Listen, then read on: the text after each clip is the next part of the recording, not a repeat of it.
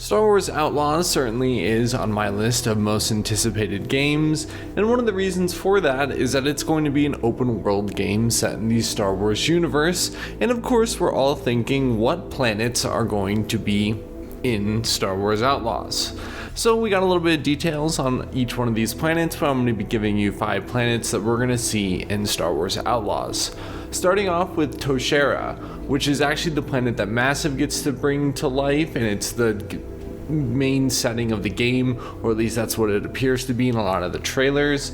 But it's actually an arid moon located on the Toshal system, and it's covered in plains and canyons, and there seems to be lots of pirate and bandit activity on this planet.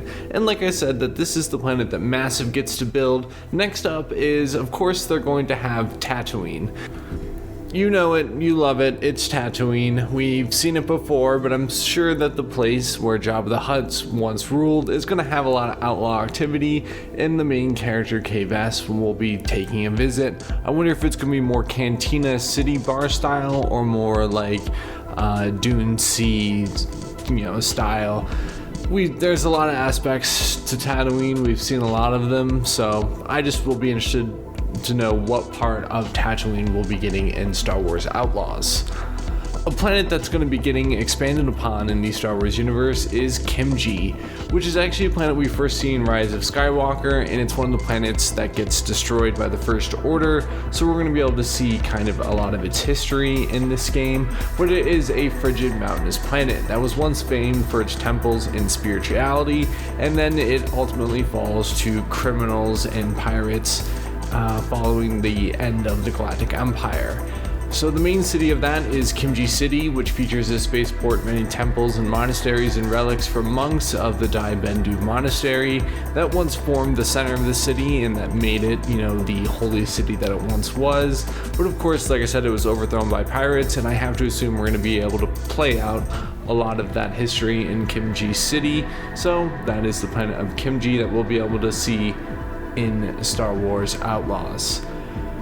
Kankataka, which is also in the new set of Star Wars movies, or Canto Bight, the casino planet. Definitely some structures in a lot of the trailers that hint towards this planet, and of course it is a planet of casinos and a fake sea, and it's got a whole lot of interesting background to it. But Kankataka, or the city of Canto Bight, is a perfect addition to Star Wars Outlaws.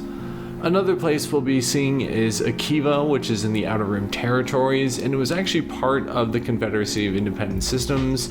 And the only real notable thing about Akiva is that its capital city, Mira, hosted a old droid factory for the Confederacy of Independent Systems.